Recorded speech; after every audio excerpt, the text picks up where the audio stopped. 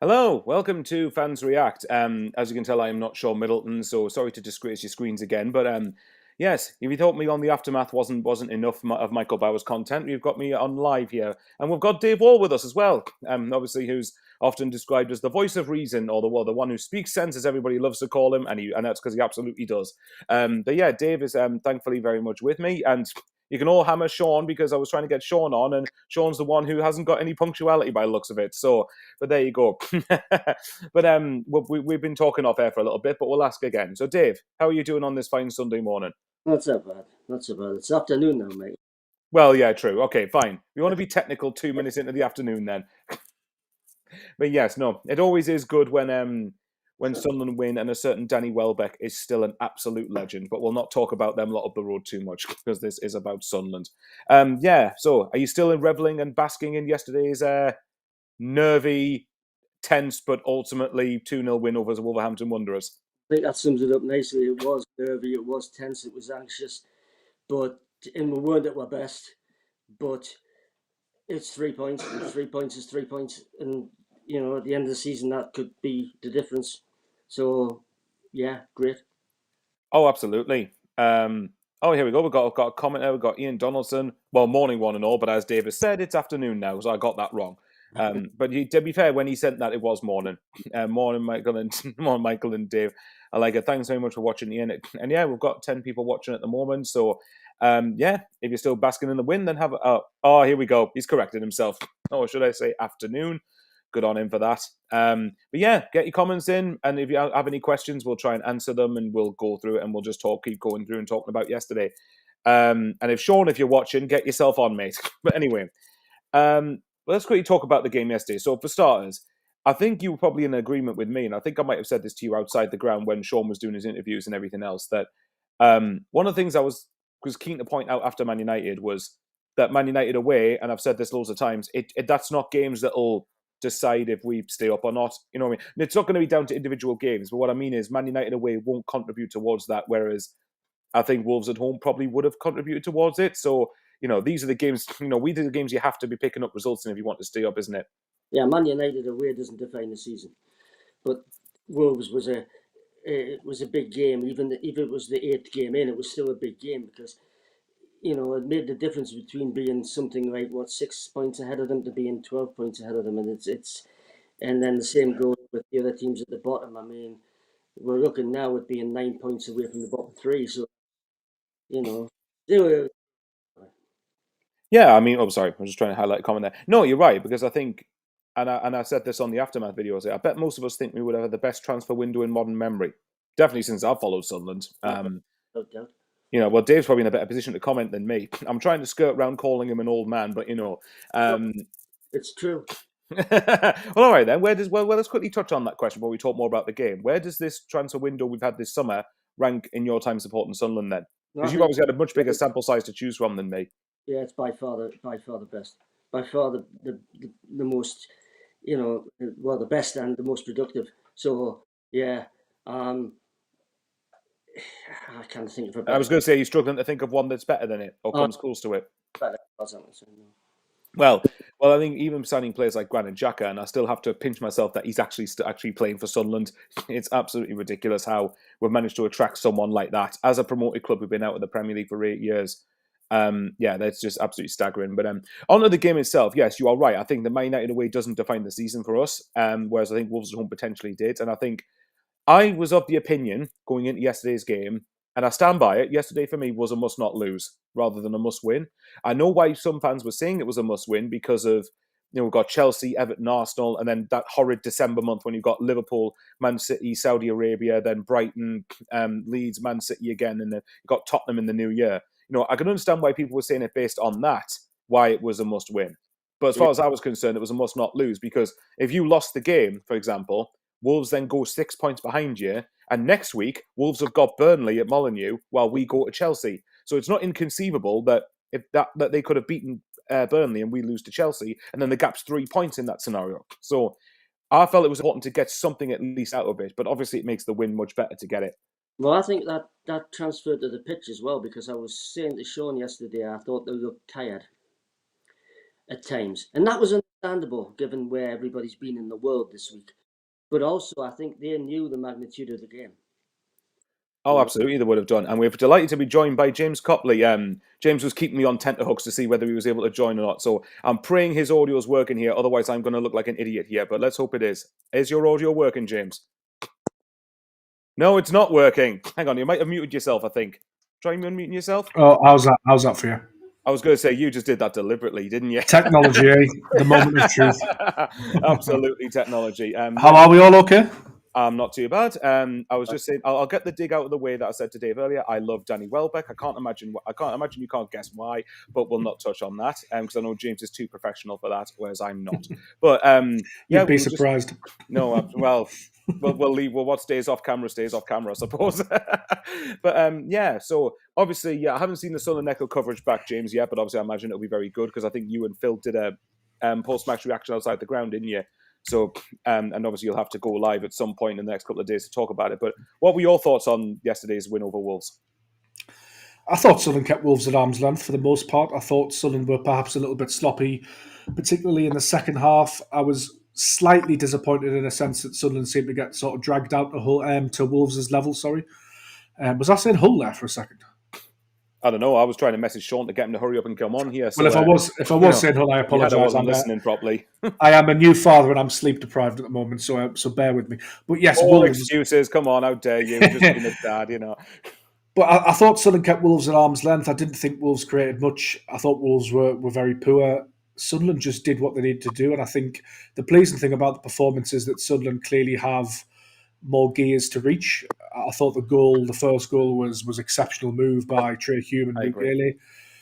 So yeah, I mean, to be on the number of points we are after 8 games, what is it, 14 points now, is absolutely exceptional.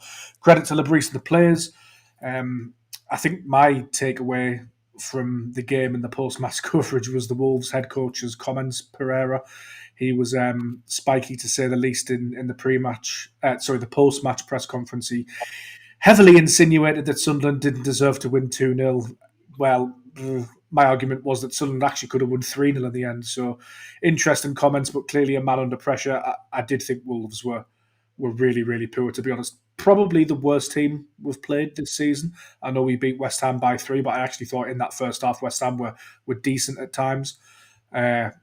So yeah, a big vital 3 points in my eyes because it keeps Wolves glued to the bottom of the table. It puts a lot of distance now in between us in the relegation zone. I think we're going to need a good, healthy points buffer come I agree.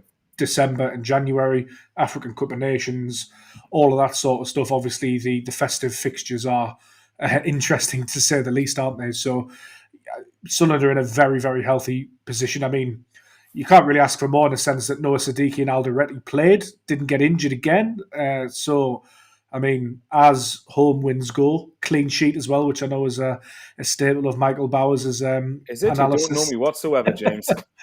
So, yeah, I mean, hugely pleasing. And I think, you know, had you said at Wembley after the Sheffield United game and the win, that, you know, after 8 games we'd have 14 points, we'd be level on points with Chelsea, above Newcastle United, unbeaten at home, 3 home wins as well, you'd probably sort of laughed, wouldn't you? As well as the 161 million spent, whatever it is, you would have probably accused me of you know, drinking too much or something. I don't know, but it feels very surreal, doesn't it? And summed up for me, actually, we spoke to Chris Rigg after the game in the mix zone. The contents of that interview will be on the Sunderland Echo website over the next couple of days. But I love the plug. Love the plug. He was actually asked about, not by me, I hasten to add, by a national journalist about finishing in the European places and whether the squad had discussed that, which I thought was a little premature, personally. But that just goes to show sort of where Sunderland are at the moment, in a sense that, you know, national journalists are looking for an impactful line that's going to communicate to a wider audience outside of Sunderland, and Sunderland are sort of knocking on that door. As somebody else put it to me in the mix zone, the clocks haven't even gone backwards yet, so don't get too excited. It's only 8 games, but I think there's a lot to be positive about at the moment. Yeah, there absolutely is, and I think, and like we said, like me and Dave said before, these are the sort of games that will determine if we stay up or not. Really, and I said this to Sean, as Sean will tell you, and on when we did the aftermath, Man United away is not determining if you stay up or not. The question about the European places thing, yeah, I agree with you. I think that is quite premature, but I love the confidence of the national media. But I think they're just trying to get their own headlines, really, aren't they? Which I can understand is. But there you have it. And I should say, James, quickly, by the way, hopefully your partner and your son are more than well, by the way. I forgot to mention earlier. No, thank you. Cheers. No worries. And Sean, for the first 2 weeks of his life, Sunderland didn't lose and Newcastle didn't win, so it was. Remember the joke I said to you, I think, in time. WhatsApp, where I said, "Could you not have made sure that you impregnated your partner and she gave birth much sooner than we wouldn't have been in League One for 4 years?" I'll give you some notice next time, Bowers. I'll check in. Yeah, we are planning to conceive again, like that.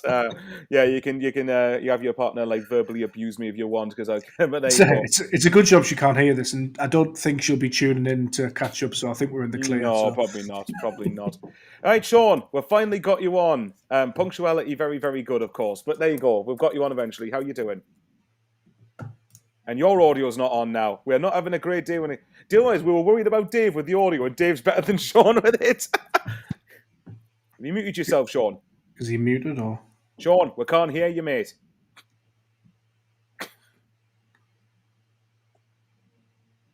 Well, yeah. Hang on, let's quickly read the comment while Sean's trying to sort his audio out. Let's see. Stephen Hensel, what a guy. You sexy man, I love that. Great interviews yesterday, Sean. So Steven's clearly a fan of what you were doing there. Oh, yeah, and Ian Donaldson with Ian Brown's comment. We'll quickly read it. I mean, I'll read it in politer terms than this, but 5 points above the Geordie, you know what, and then 6 points above Leeds, what a position to be in. You know, the great thing is, hang on, let's see if I can scroll up and get rid of that comment. There we go. And also one of the best things is we've managed to somewhat close the 24 points gap to Leeds and Burnley, so all for a good start, you know. But yeah, Dave, I want to ask you this. Right? So James asked the question about... from Wolves' manager about the prickly thing saying that Sunderland didn't deserve to win 2-0. What do you make of those comments? Did Sunderland deserve to win, do you think? Absolutely. He's under pressure. He knows he's under pressure. And he's grasping at straws. He's saying that, you know, oh, well, we could have done this, we could have done that. And we played the football. But at the end of the day, the two things matter in football. It's putting the ball in the opponent's net and keeping it out of yours. And we did both. They didn't. That's why they've got 2 points in the bottom of the league. And it's a harsh thing to say, but football's a harsh game, and you've got to take your chances where you can. And I said earlier in an interview with Sean, I think, that the idea now is to get as many points as you can as quickly as possible, and that's what we've got to be aiming for. You know, we've done very, very well. We didn't play as well as we can yesterday, in my opinion, but we got 3 points, and that's a crucial bit. Well, absolutely. I mean, for what it's worth, I thought that the first half an hour, I thought Sunderland were easily value for their lead, and even in the first half could have been. And I missed the obviously the Trey Hume chance, which was the one where he hits the post, which maybe I was a bit harsh with that. I thought it was. I said to Sean, I thought it was a sitter, but maybe people have different opinions to me. But I thought it was a good chance at the very least. Ballard, obviously, it's a header straight at the keeper, but has the chance all the same. So you know, we should have been further ahead at half time. And obviously, the concern was Wolves, despite their position, have still got the quality to come in like that, turn the game on its head, really, which most Premier League clubs do. And they had some good chances second half, Wolves, but I think it was really good that we were able to withstand the pressure. Actually, we weren't probably as much under the cosh as what it felt like in the ground, because when you're watching it and you're defending a one-goal lead, it always feels like the opposition have loads and loads of chances. But we'll get onto the 2 goals again shortly. But let's try again with Sean. How's your audio okay? Can you hear us now? Yes, that's much better. We can't actually hear you. For some reason, I don't know what it was. It's audio the spice hut you went to. It's corrupted your software. It was coming. I don't know why it was doing that. My phone's linked. My iPhone's linked to the MacBook, but the audio was coming through the phone. I don't know what was happening there. Sorry. Well, what did you think of the game yesterday then? Since we've already asked the other 2. I thought it was well. Sorry, Sean. Quickly, sorry, Dave. Did you make your bus? Says Stephen. Oh, absolutely, definitely. Sorry, Sean. I just had to get that in there. Sorry, go on, mate. No, I thought it wasn't the greatest game you'll ever watch. But I think, and I've tuned in late. I heard you and James speaking there. It's not going to be them sort of games. They're not going to be pretty, are they? No, they're not. And like the Man United game, I was optimistic going into that game. I'll be honest, but maybe I was just getting a little too ahead of myself. But thinking about it, these are the games that will define us staying up, like your Wolves, West Ham, teams like Brentford, who's down there. If we can pick up points at home, I think that's going to be crucial. Come May, like obviously Man United away and Chelsea away, Arsenal away, that's not going to define your season. But I think, do you know what? I just want to ask you, lads, as well. Now, social media it's a funny place, but there was somebody said yesterday about the fixtures have been very friendly to us, very nice to us at the moment. We've played a lot of, not being disrespectful, but teams what's down the bottom, and the same. We've had a very good run at the moment, and now we're going to start playing some good sides. What do you feel on that? I'll just say very quickly 2 points on that. First of all, we don't control the fixture list. Yeah. And secondly, well, 3 points actually. Secondly, if we had lost those games, what would people be saying? We'd be screwed. We would be absolutely screwed, and maybe not without reason. And thirdly, it's funny how the narrative's gone from you've had a good run of fixtures to when at the start of the season nobody was saying this. When it was like, oh well, it's a hard league. Every game's difficult. Blah blah blah blah blah. Where's that now then? Why aren't people saying that now? I mean, we know, like we said this, Michael, and I think, and Dave as well, and I think I've said to James. I think every game is tough in this division, isn't it? Like, every week you still look at the fixtures and you're going, oh well, we might have a chance here, but it's still going to be tough. Like the game yesterday, I was a little bit worried because, and I was at the bottom of the table, and you're thinking, oh, they haven't won a game yet, and if we'd lost, it could have went the other way. And we've got Chelsea coming up, we've got Arsenal coming up, we've got Everton coming up, we've got 3 fixtures. But you think, we're going to pick up points there. So at the start, for me, looking at it, I think that's the biggest. I think it's the biggest win of the season so far for me. Just because it keeps them down there as well, keeps Wolves down there. It pulls us further away. We've got a bit of breathing space now. And for me, a sign of a good side is when you're not sort of playing to your potential, to your best, but you're still getting the results. That's what it's all about. If it's a results business, it doesn't really matter if you. I mean, what would you rather was play amazing and not pick up points, or win the ugly way and get points? For me, it's a no-brainer, isn't it? What do you two think? Sorry, Dave. Go on, mate. Right, a couple of things I would say there, Sean, is and what you said, Michael, about the games, the early games being kind to us. Come May, we'll have played everybody twice, as will everybody else, and that's what defines the season. Yeah. Oh no. Yeah. But all you can do is beat or try to beat what's put in front of you, and so far so good. Yeah, and I just brought it up because I've seen that. I'm not a fan of social media. Michael and James will tell you I've activated my Twitter many times. I just pop on now. Well, you keep deactivating and then you keep getting new ones. So like you clearly can't hate it that much. I just sort of like go on it now just to like see the latest news off like journalists like James or like Sunderland news, like the latest things, and share me stuff. You'll be waiting a while for news off me, Sean. Christ. Well, they need to get. When you say news, do you mean news on Sunderland, or do you mean like personal life story news? You go, breaking news update. George is keeping me up at night, and it's really hard at the moment for the newborn. Because you didn't say Sunderland news, you just said news. Aye. But like I said, I was yesterday when Nick Barnes was running out when I was waiting for him for each. I waited for James and Nick to try to get them on, and I think Nick was in a hurry one because he literally normally comes across. But I think Joanne was in the car with George. Oh, they had a taxi booked. Oh right. I heard them. I heard Nick panicking on the way out saying the taxi's there. So they were in a rush, I think. He normally comes across, but I knew that at the end of the day, just even he comes up now and again, he's nice enough to come on. He doesn't have to come on his Twitter. I think I must have missed you, Sean, yesterday. I think you must have left by the time I got out because it was dark when I got out. What time did you get out? Because I was there about 20:06. Yeah, it was after that. Definitely after that. Yeah, I think I got home left by that point. I got home at about 7. I think I got home. Well, we will say thanks very much to likes of James and to Nick if Nick's watching this. Absolutely, he will be. For my uncle watches the channel. My uncle watches and he loves watching Nick and James. He says, try and get them on every week. I said, it's hard because they've got jobs. Obviously, they work for James works for Sunderland, or Nick works for BBC, Newcastle Radio. It's hard for them. It's hard to catch them really. And then when they come out, they've done all the interviewing with the players and things like that. And so it's nice that they come on though. I appreciate it. No, thanks, James, for your time on that regard. And obviously, I know, James, you told me, I think, is it your working week is Sunday to Thursday? Is that right? Typically, typically. Well, maybe not right now. It's probably not, but I mean, like in general, it probably is. Some variations. So on Friday, I did a little bit of work covering the under-21s, and then took like a little half day in the week and stuff like that. So it varies, but typically it's like Sunday to Thursday. Yeah, that's fair enough. So no, we appreciate you coming on now. Well, if you were meant to be working today, hopefully we're killing a bit of your shift for you. But like I always say, but let's quickly get this comment from Stephen. I like this. West Ham, Brentford, Wolves have all been mid-table teams in the last couple of years. It's not like we are playing Oldham. A win is a win. No disrespect to Oldham Athletic there, by the way, but I do get the point Stephen is making. Yeah, I think.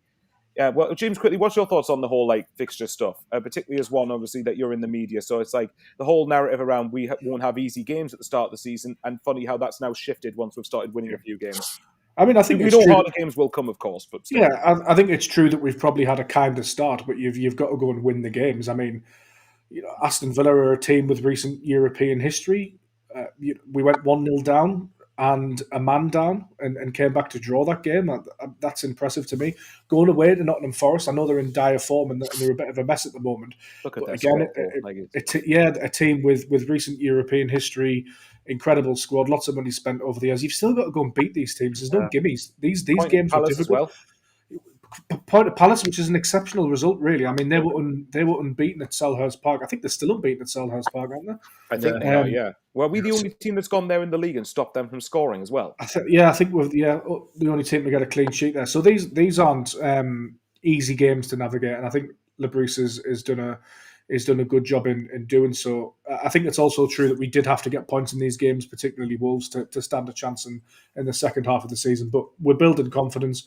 I think a point that's going under the radar a lot is that a lot of these players don't know each other that well, and they're still performing. They're still performing to a high level. So when that team cohesion comes, I think that could be, an exciting area of growth. But I find the narrative that Sunderland haven't played anybody yet a bit disingenuous, to be honest. That West Ham game coming into it was a 50-50, wasn't it? And in that first half, until Sunderland scored, I know in the game generally West Ham were actually doing all right, and I thought there was a few hairy moments. We've survived a good check. Brentford have taken points off Manchester United and Chelsea this season, and we came from behind to beat them. Again, a team who really, alongside Brighton, have been the sort of Premier League poster boys of what you can achieve by smart recruitment. They've got some excellent players. I know they've lost a few players as well, but I do find it disingenuous. But caveated with, there are harder games still to come. I think both things could be true. Yes, we've played sort of quote-unquote easier games, if there is such a thing in the Premier League, but they are by no means walkovers either. Absolutely not. You've got to graft, you've got to get your setup right, you've got to all be in it, you've got to all battle, the crowd's got to be behind you. So I find it strange, and it's typically from fans of clubs that are down there, isn't it? And I think they'd like to comfort themselves with the Sunderland bubble's going to burst at some point. Yeah. It may well burst at some point, but it's. I think it's just that sort of part of that online discourse that Sean's mentioned, isn't it? That people are always looking for something and a stick to beat you with, and for me, I think it's a tad unfair what I've seen. I think it's perfectly acceptable to say that harder games are to come, definitely, but to say we've had it easy is rubbish for me. Well, it's nonsense, though, because, I mean, I understand why, say, Burnley fans have said it. Just with context for Burnley, they've had, Man City, Man United, Liverpool and Tottenham, I think, in their first, 6-7 games, whatever it is, away to Aston Villa. That's also not easy. So I can understand from their perspective, and for them, that was a bit, but, if I was going to caveat that, I could say, well, they've only been able to beat the teams that were in the Championship with them last year. And you could also flip it and say, isn't it really justly, grossly unfair that Sunderland have to play Man City, Liverpool, Tottenham, Newcastle, Brighton over the Christmas period? Isn't it so unfair that could possibly derail our season? And it's rubbish because, as Dave says, you've got to play everybody twice. Absolutely. Well, that's it though. So if we're going to say then that Sunderland have only started well because of the fixtures we have, all right then. When we go on if we're going on a losing run in December, I want those same people to say, yeah, but Sunderland have only lost because they played Man City, Liverpool, Man City, Tottenham, and Brighton, and even the teams you don't expect, like Brighton away. That's a hard game as well. By the way, Brighton have been exceptionally we've got Leeds within that run as well, which could be a massive game. Absolutely. Well, that's the one. Even with AFCON, I think we need to be targeting a good result in, because I think I'd hope we'd still have enough to get a result against them. But time will tell on that. that. And to flip it as well with Leeds, if you look at that, I mean, when Leeds and Burnley fans say it, absolutely baffles me. It's like, you both should know how hard this league is, regardless of who you're playing against. And even with Leeds, like, well, all right then, you've only beaten Wolves away because Wolves have started poorly. You've only drawn against Newcastle because Newcastle didn't have a striker. You've only beaten Everton because of a penalty. You lost away at Fulham in the last minute. You dropped points against Bournemouth in the last minute. So you know what I mean? Like, you can flip this whatever way you want and how annoying it is. But no, look, don't get us wrong. I do accept it. Look, I think I still expect Sunderland to finish bottom 6, 7 at the end of the season. I'll be very surprised if we're anywhere near where we are now. But of course, as much as Sean will know, I was jumping around and shouting Europa Conference, ole, ole, ole. But obviously, that's tongue in cheek. Of course, I'm not expecting Sunderland to be anywhere near that. And even a couple of people, like one of my mates, CJ, and Sean will tell you this. He was saying, Newcastle, you can F off, basically. And I was going, like, CJ, we're not going to finish above Newcastle, probably. So, like, as much as we all want to, and it'd be really, really funny to send them lot into meltdown, it probably isn't going to happen. But James is right, though. I think you need to have these sort of points on the board now. Or what is it, 14 points after 8 games, which is mental. And and how embarrassing is this if you're a Southampton fan? We've already beaten Southampton's tally, whole of last season's tally, with 30 games left to play, which is absolutely nuts. But I want to ask you guys this. So as I asked Dave this, right? And I want to see what, Sean already knows my opinion on this, but I'll ask James in particular. And excuse me while one of my dogs is trying to get on camera here. But yeah, Luna, what do you think? It's nice being 7th in the league, isn't it?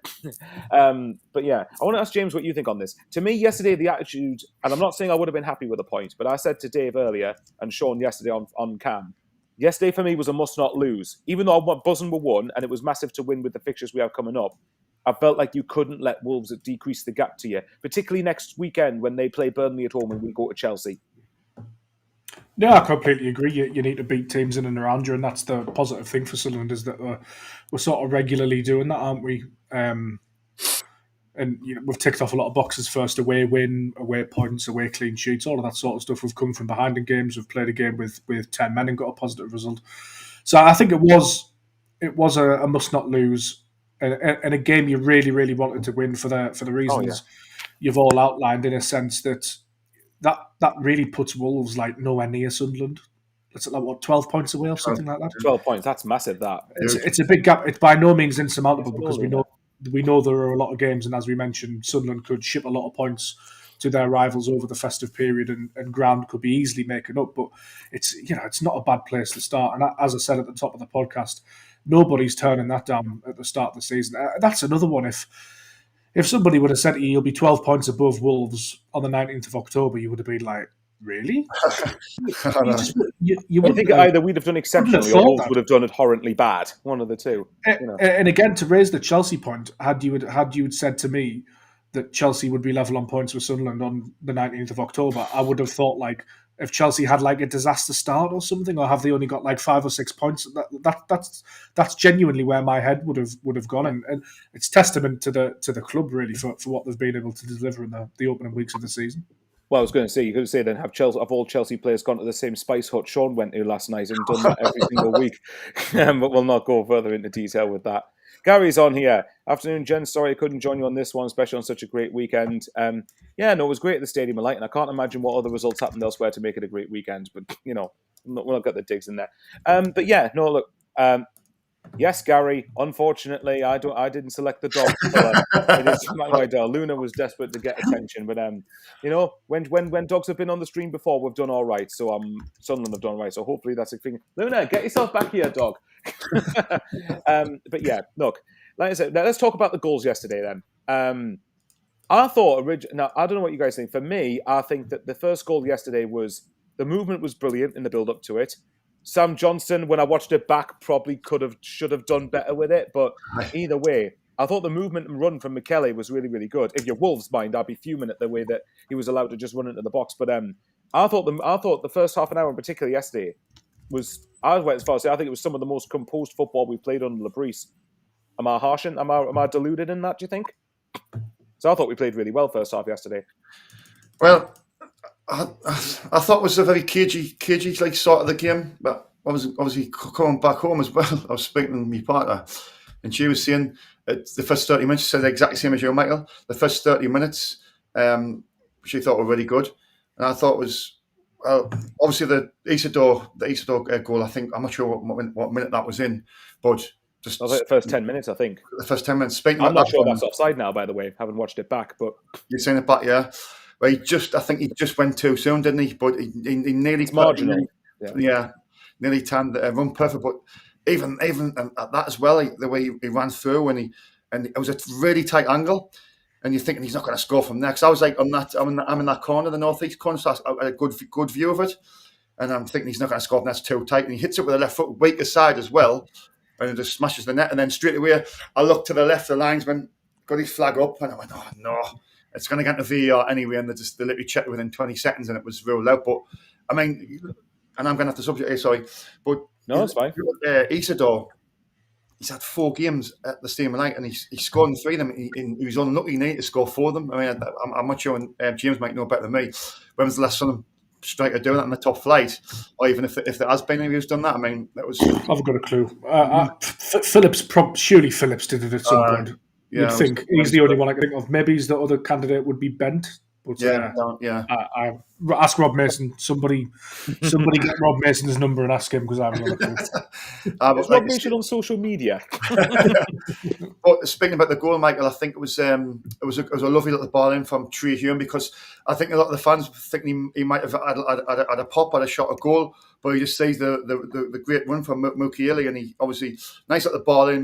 Mukiele shows a lot of composure, and he hits it, and yes, the keeper should do a lot better. And I think I said this yesterday. I think the keepers have been very nice to us this season at home.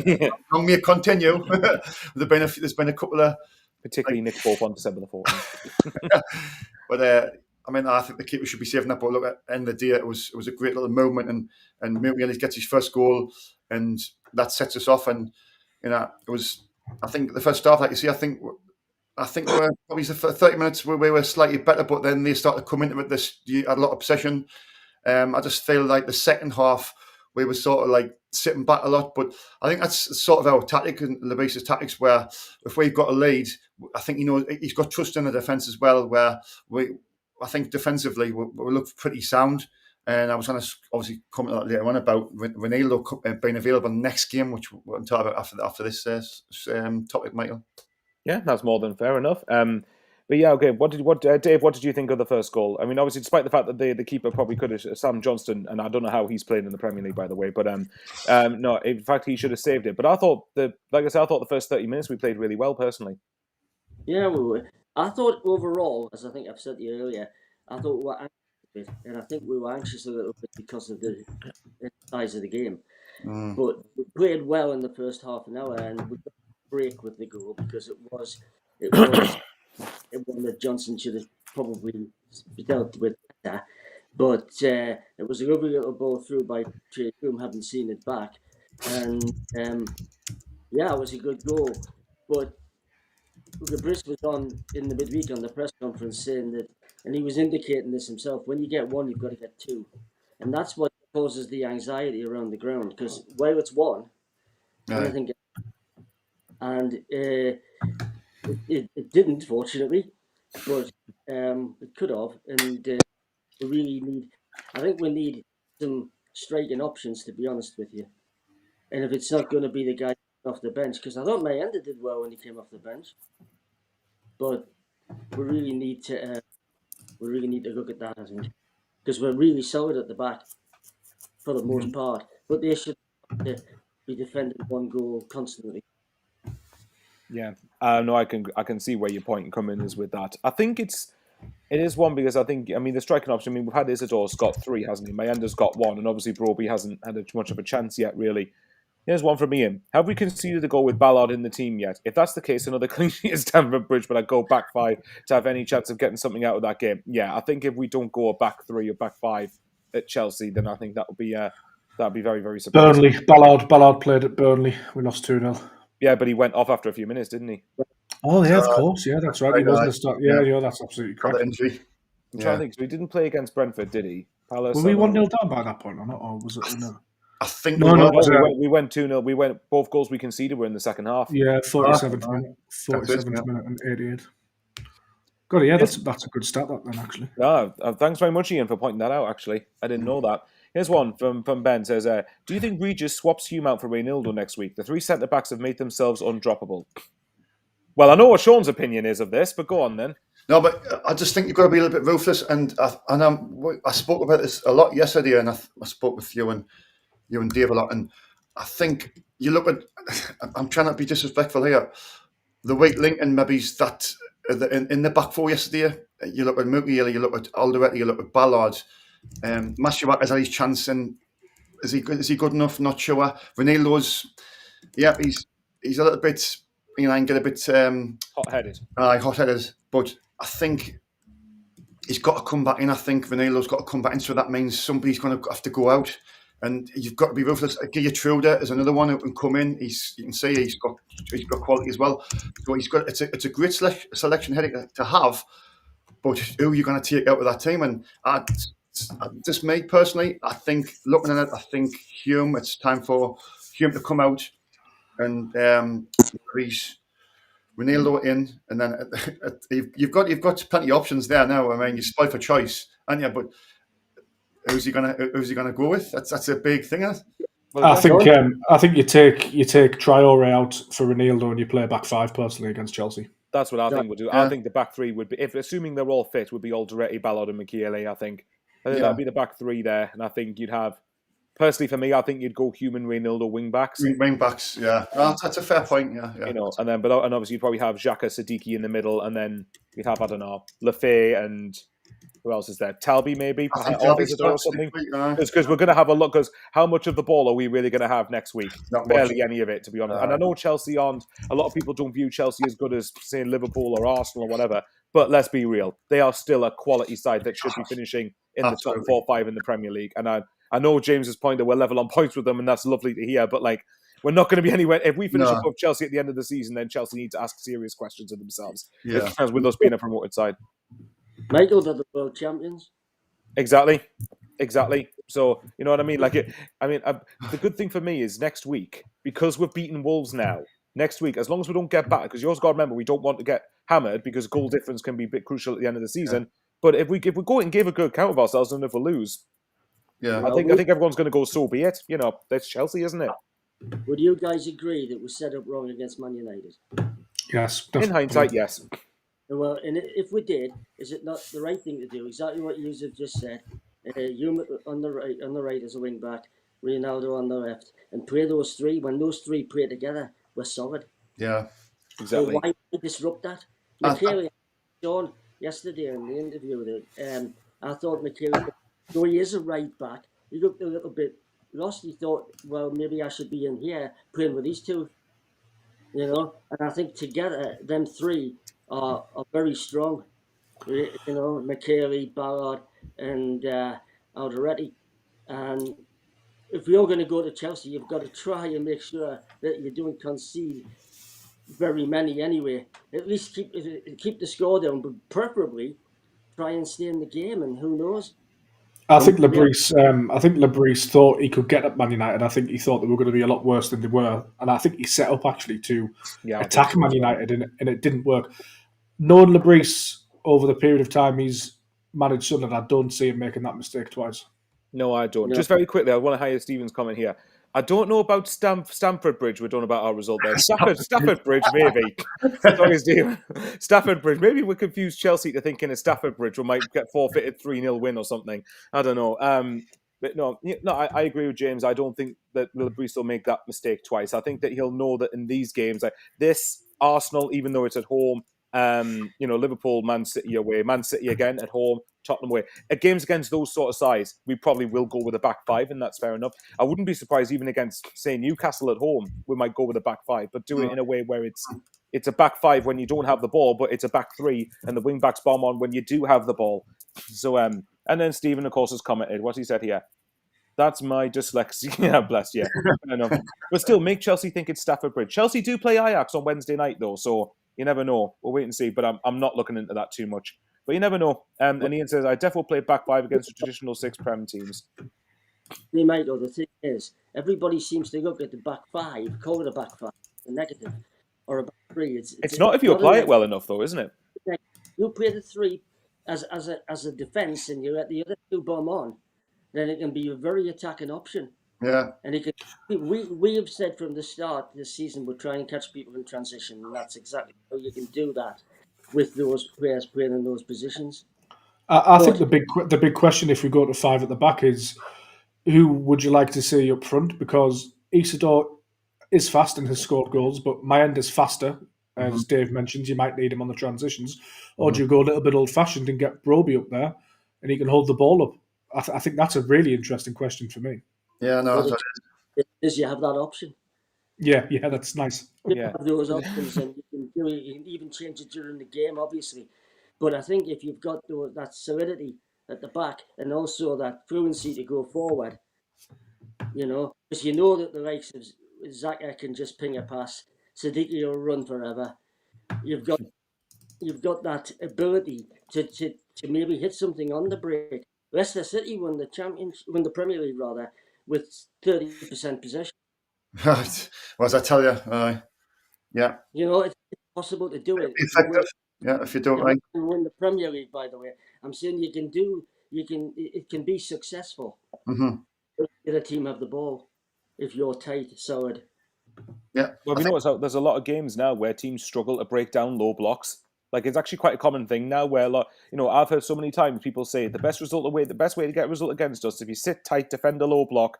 I mean, Burnley, for example, second half against us did exactly that. They got 1-0 up, defended a low block. We couldn't break them down, broke and scored the second goal. That's just, and I know Chelsea are much better than what we would have been against Burnley, but you get my point.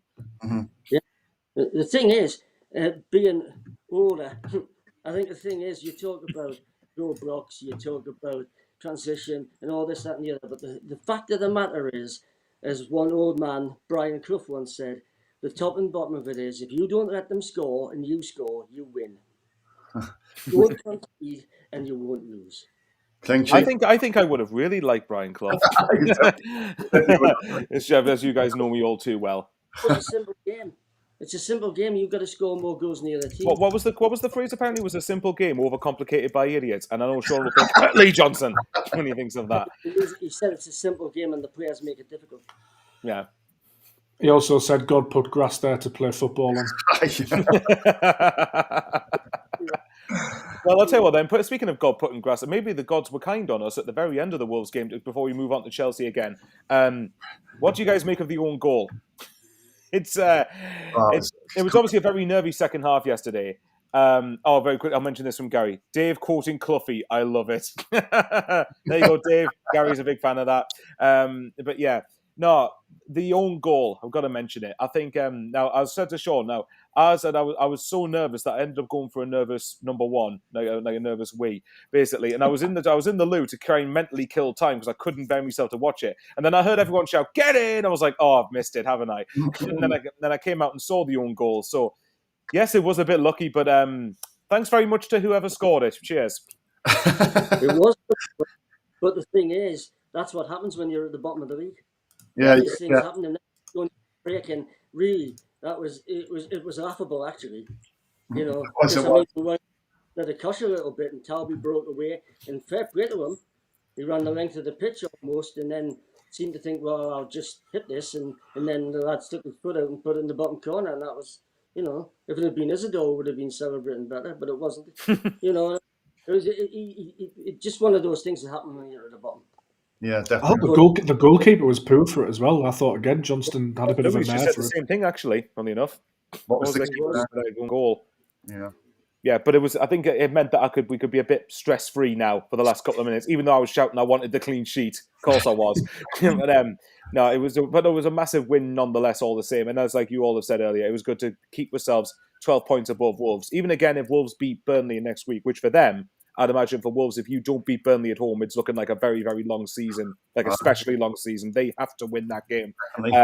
And then say if Wolves win and we win, then the gap's still, if we lose and Wolves win, the gap's still 9 points. So, we've allowed ourselves that luxury now. But we'll try and move on a bit more to Chelsea then. So I think we touched on the back five system and we touched on everything else. What do you reckon, what team would you start with, assuming everybody's fit? And what system? I've got it written down here if you wanted. Oh, go on then. This is why we got James on. Legend. Go on then. So I've gone with Roofs, Hume, Alderete, Ballard, Mughali, Ronaldo, Xhaka, Siddiqui, Lafay, and then I'm playing Talby off probably Isidore, but I would be tempted to give Mayenda a go as well, to be honest. I don't really think Isidore's done anything to deserve being dropped, is the only thing. That's exactly my team. I would say the same, to be fair. I was just going to write it down quickly, but I think I'll agree with James as well, actually, there. Even keeping Trey Hume in the team?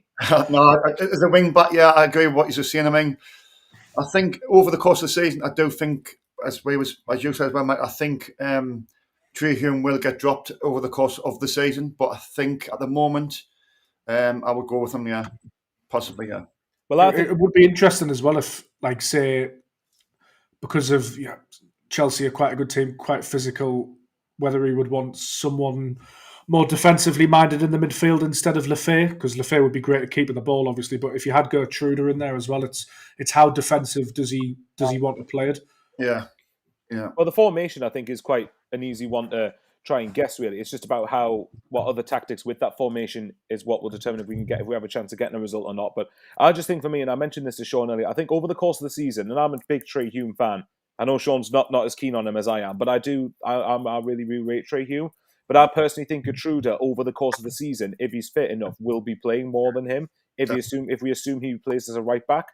I know apparently Gertruder can play centre mid, he can play centre back as well. So that's obviously a really good option to have. But I would agree with what James has said, that I actually think that would probably be the team I would go with. I think Talby's work rate off the ball will be massive in this game. Yeah. I think I actually think Lafay works really hard off the ball as well. And I thought there was, I mean, I'm looking at, say, someone like Traore. Now, one of my close mates, really doesn't appreciate. Sorry, I will rephrase that. Really doesn't like Traore because of the lack of defensive effort, really. And I did think there was a couple of times yesterday where I felt Traore lost the ball and was a bit slow in getting back, in my opinion.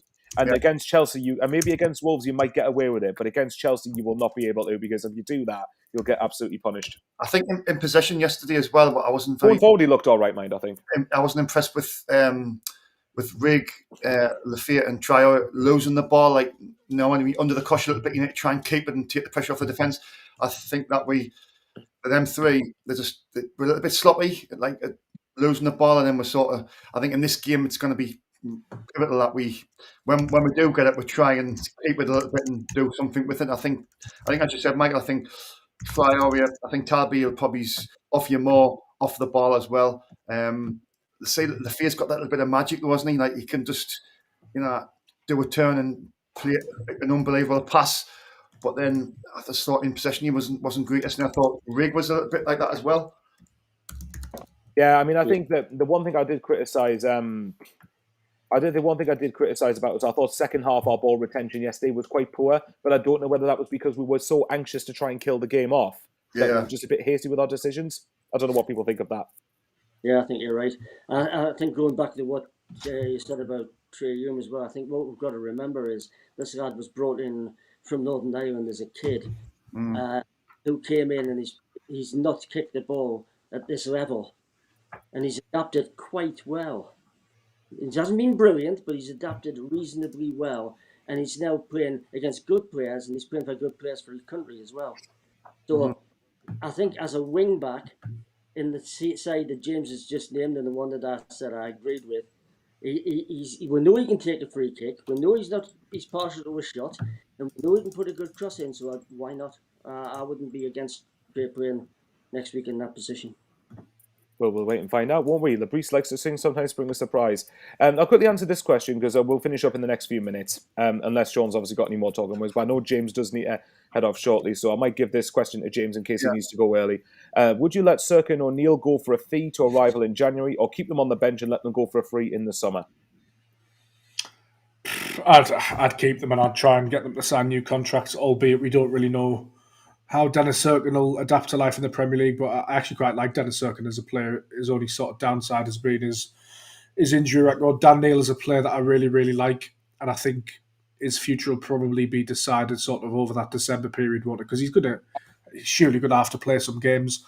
But if it does get to the point where neither player are featuring in Sunderland's first team plans, I think I would rather just see them leave with a handshake in the summer rather than be sold in the January, to be honest, because I think the upheaval that may cause, I'd rather just have them in and around the squad just to just to keep them there. Obviously, I actually spoke to Chris Rigg about this, to be fair, after the game, because it was Dan Neil's 200th appearance for Sunderland in all competitions off the bench against Wolves. And Chris Rigg was really keen to highlight just still how important he is, perhaps not on the field at the moment, but particularly off the field.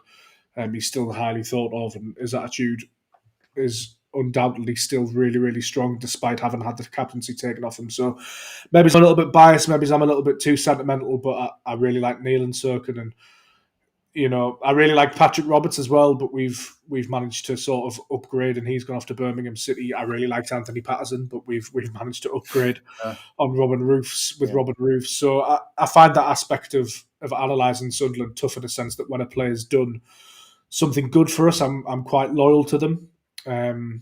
So I'd like to see them both given a chance at some point, and that would apply as well for a Luke O'Nien or an Adji Alisi as well. I'd like to see these players at least get a little bit of a shot to prove themselves, rather than just 5 minutes at the end of a game, because I do genuinely believe that they earned it last season, many of them.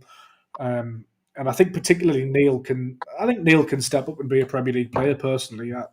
There was a reason he was being linked with Burnley a couple of seasons ago when they were in the Premier League under Vincent Kompany. David Moyes was reportedly keen on him for Everton. I don't think he'll be short of suitors, to be honest, Dan Neil, but it's certainly one to watch, I think. Thomas will be bashing his head against the screen. We're listening to that. Bless him. Sorry, Dave, go on. Right, on that, James, you probably know more behind the scenes than we do.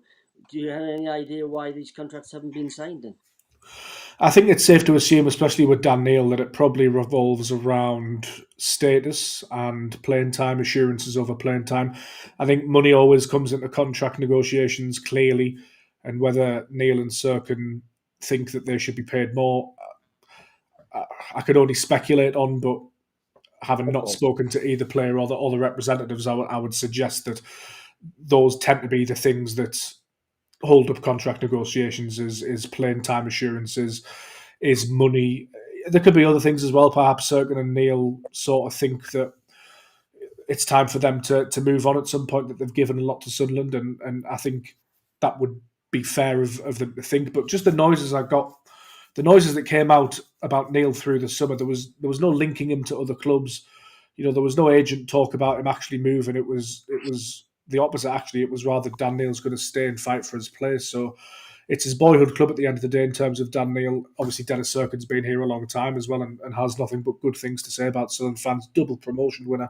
So I think, my suggestion would be, Dave, that it hinges around playing time and money, which tends to be the case with these contracts. Although they can be complicated in other ways as well. There could be other things we don't know about, to be fair. 100%. It's all about, like James has said, we're all just speculating about it. I want to ask James this then quickly before we let you go, because I know you've got to head off. But I would say that, particularly with Dan Neil, right? I said this to Sean yesterday, and I mentioned a shout that I think I'm surprised that this team hasn't come in for him, and I think that's Ipswich. Now, whether Dan Neil sees himself as not wanting to drop down to the Championship, which would be fair enough from his end, he's more than right to do it. But the reason I say that is because Ipswich were after Hayden Hackney in the summer, weren't they, from Middlesbrough? And that move didn't end up happening in the end. Now, I don't know how accurate the comparison is for Hackney and Neil in terms of position. So, James, tell me if you think I'm wrong on that. But if, say, for example, in January, he hasn't signed a contract, and Ipswich come in, because he's got 6 months left, you're not going to get very much. But if you get like 2-3 million, for example, if you've got a £2-3 million offer with Dan Neil and Dan Neil's wanting to go, do you think Sunderland would be in a situation where they would accept that? I think it would depend on various factors. Obviously, the health of the squad at the time, whether there were injuries, whether Sunderland were planning on bringing any more midfielders to the club in January. We've heard that there's a little bit of wiggle room with PSR, haven't we? So we are expecting really Sunderland to certainly explore a couple of new signings in the winter window, and perhaps they'll have to, actually, given AFCON and potential injuries. So Sunderland have been very good in the sense that they don't actually stand in the way of players if they do decide to want to go. Ross Stewart decided he wanted to go and pursue a more lucrative contract. Jack Clark as well didn't stand in his way. Jack Clark was one. Mhm. So, obviously, Christian Speakman said multiple times that he has to protect the needs of Sunderland Football Club first and the squad, and protect Regis Labrisse's interests as head coach as well. So you wouldn't want to see them do it if it left Sunderland short. But I also don't think that Sunderland are likely to stand in the players' way if Dan Neil decided that he wanted to leave. But again, I think for me it would feel a bit messy if it was in January. To be honest, I think it would almost be a cleaner break in the summer. But it's a shame, really, as well. Obviously, economics do come into it. He would represent pure profit from a PSR standpoint. So even if it's like 2 or 3 million with 6 months left on his contract, that does go into the coffers. But then again, is it worth that 2 or 3 million? Or would you rather have him in the squad just in case for the rest of the season? Will he start contributing by then? It's a really tough one to balance.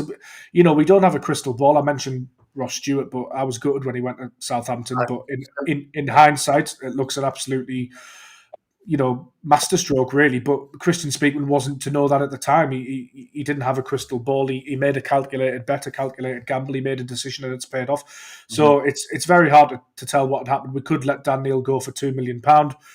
In January, he could go elsewhere, rip it up, break into the England team, and all of a sudden he's worth like 30 million.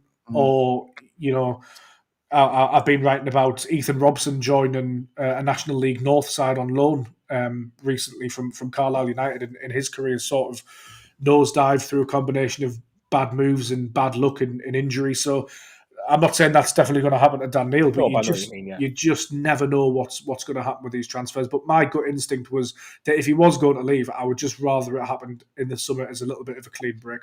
No, I can understand that. I mean, Elliot Embleton's another example of someone who has really not had a good time with it. So talented as Dan Neil as well, by the way, Elliot Embleton, just as talented.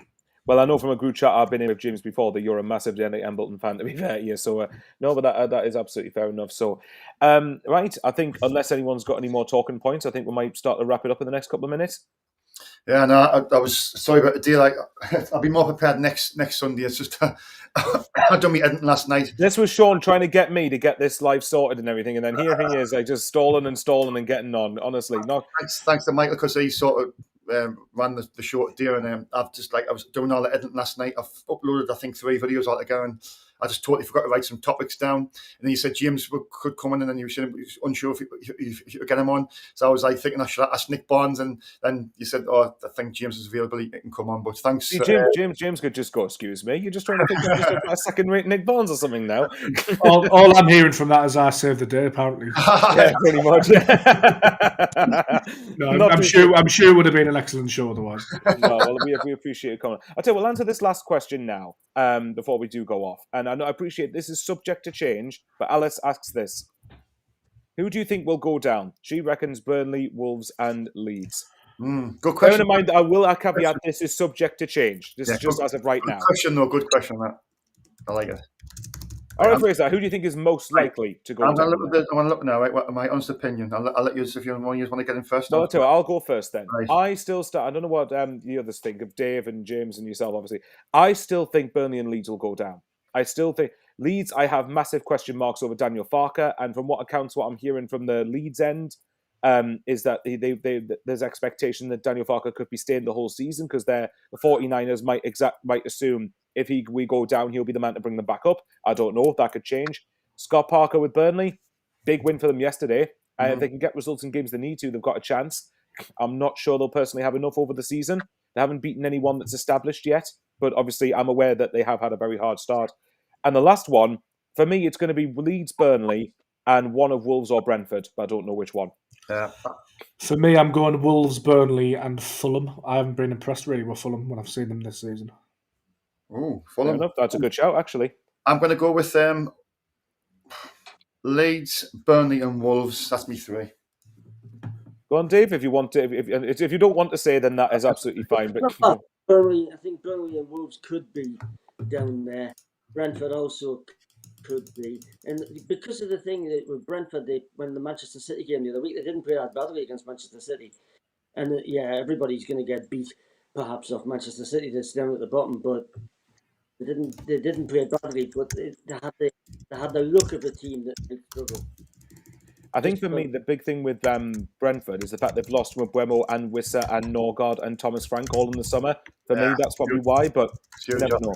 And I don't think West Ham go down. I think Nuno will end up getting them out of trouble, even if it's not going to be pretty, but I think Nuno will do it.